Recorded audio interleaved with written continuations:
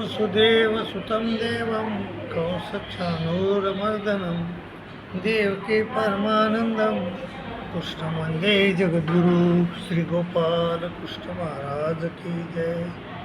माय बाबा, दत्तात्रय महाराजांना 24 गुरु होते. त्या 24 गुरुपैकी त्यांनी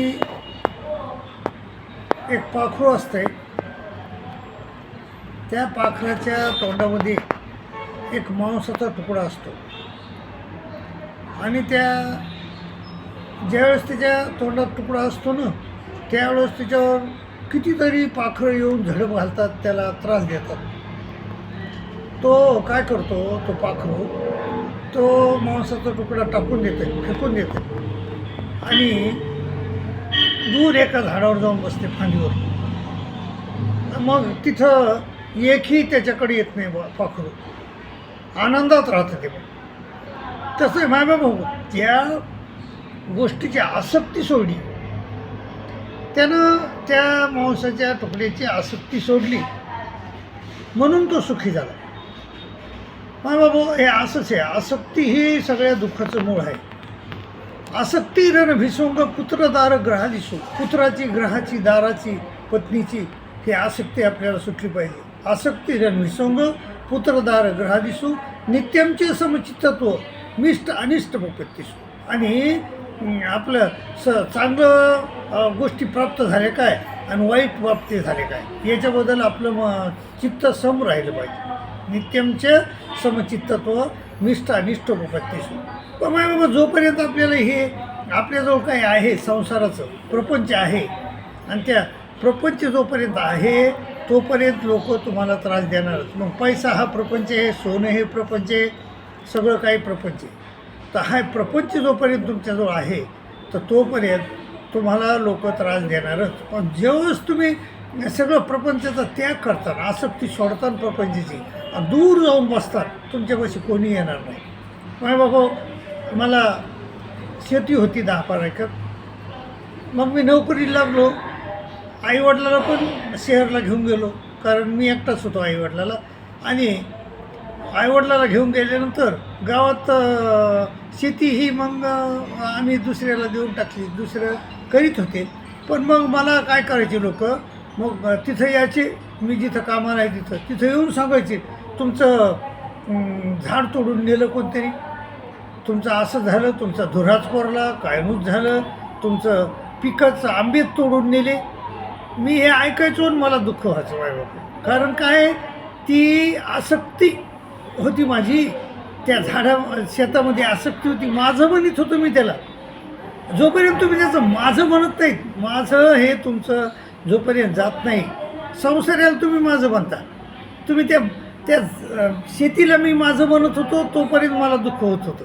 मग मी काय केलं, ती शेती विकून टाकली. माय बाबा, आज सांगा मला, त्या शेतातले झाडं कोणी तोडून नेले काय आणि काही तोडून नेले काय, तर मला काही दुःख होईल का? नाही होणार अजिबात. तसंच आहे. आता समजा माय बाबा, आपल्या पत्नीला जर दुःख झालं तर आपल्याला दुःख होते. पत्नीचा पाय मोडला तर आपल्याला दुःख होईल का? नाही. पण तीच पत्नी ज्यावेळेस तिच्या आईवडिलाच्या घरी असते, आपण तिला आपलं म्हणून तिला आपल्या घरी घेऊन आलोत का नाही, आणि ते तसं घरं घेऊन आलोत म्हणूनच आपल्याला तिच्याबद्दल दुःख होते ना. नाही तर एरवी ती तिच्या घरी राहिली असते, आईवडिलाच्या घरी होती, तोपर्यंत तुम्हाला तिचं काही झालं तर दुःख झालं का? नाही. कारण ती आसक्ती, तुम्ही तिला माझं म्हणलं. मग हे सोनं तर किती आहे, पण तुमचं नाही ना ते. प्लॉट तर घरं तर किती आहेत, तुमचे आहेत का? नाही. माझं एक पुण्याला घर आहे, तर पुण्याच्या घरातून तो किरायेदार निघणं मला दुःख होईल का? नाही होईल. पण दुसऱ्याच्या घरातून निघत नसलं तर मला हसू येईल. दुसऱ्याच्या घरातून जर मला मी ऐकलं बाबा फला मित्राच्या घरातून तो किरायेदार निघणं, मग मला बरं वाटतं, बरं झालं निघणं, असं होईल. म्हणजे ही आसक्ती आणि आपलं मानणं.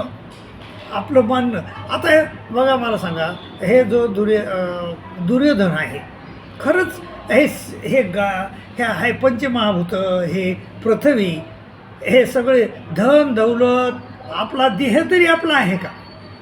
अहो, तुम्ही जाताना जेवून तरी जाता येते का तुम्हाला? उपाशी जावं लागतंय नाही का? उपाशीच जावं लागते का नाही? मग जी तुमच्या तुमच्या म्हणजे खाण्याइतकी देखील तुमची ताकद नाही तुमच्या स्वातंत्र्य नाही. जोपर्यंत देह आहे तोपर्यंत सगळं मजा आहे. तो नंतर तुमच्याजवळ काहीही राहत नाही बाबा. आणि मग त्यामुळं आपण त्याची आसक्ती सोडली पाहिजे, घराची, दाराची, आपल्या शेताची. आणि ही तुम्हाला जे मिळालेलं शेत आहे, तुम्हाला जी मिळालेली नोकरी आहे, तुम्हाला जे मिळालेले धन आहे, हे भोगी सत्ता आहे, भोगी सत्ता. म्हणजे ती भोगी सत्ता जी आहे ना, ती भोगी सत्ता तुम्ही आहे तोपर्यंत तुम्हाला ती भोगाय भेटेल. नंतर तुमची नाही ती. इथं तुम्ही किती पैसे कमवा, तुम्ही काय तुमच्याबरोबर घेऊन जाणार नाही माय बाबा. त्यामुळं आपण काय करायला पाहिजे, ही आसक्ती सोडायला पाहिजे. आसक्ती ही सगळ्या दुःखाचं मूळ आहे. काय व्हायला पाहिजे आपण? निर्माण मोह. हे म्हणजेच आसक्ती सोडायला पाहिजे. निर्माण मोह म्हणजे ह्या संसाराचा मोह सोडून द्यायला पाहिजे. निर्माण मोह जितसंग दोषा म्हणजे इंद्रिय ताब्यात केली पाहिजे. अध्यात्म नित्य परमेश्वराचं चिंतन केलं पाहिजे. आणि विनिवृत्त कामातून विनिवृत्त झालं पाहिजे. द्वंद्वरे मुक्ता द्वंद्वातून मुक्त झालं पाहिजे. सुखदुःख संज्ञे सुखादुःखाच्या बलाम झालं पाहिजे. सुख नाही, खरं नाही, दुःख बी खरं नाही, ते काही मानलं न पाहिजे. गच्छन्ति मुडा असा अमूढ झालेला माणूस माझ्या प्राप्तीला येऊ शकतो असं श्रीकृष्ण महाराजांना सांगितलं आहे आपल्याला. तर कशाची प्राप्ती होते? आपल्याला परमेश्वराच्या धामाची. मग परमेश्वराचं धाम कसं आहे? न तर ध्वास येते सूर्यो न शशांको न पावक यद्गत्वान निवर्तनते तद्धाम परम. ज्या धामाला सूर्याच्या प्रकाशाची गरज नाही, चंद्राच्या शीतलतेची गरज नाही, आणि जिथं गेलेला माणूस पुन्हा ह्या नश्वर संसारात येत नाही, असं परमेश्वराचं धाम आहे माय बाबा. आणि ते धाम तुम्हाला केव्हा भेटतं आहे? जेव्हा तुम्ही आसक्ती सोडता. आसक्ती सोडा आणि परमेश्वर तुम्हाला. आसक्ती सोडली की परमेश्वर तुमच्या जरा जवळ आला म्हणून समजा. मग आसक्ती जोपर्यंत सुटत नाही आपल्याला, तर तोपर्यंत आपण अध्यात्माच्या कामीच नाही. तर जोपर्यंत आपण आसक्ती आहे आपली, तर आसक्ती आपली सुटली पाहिजे. आसक्ती सुटली तर परमेश्वराच्या जवळ जायला आपण हळूहळू योग्य होतो.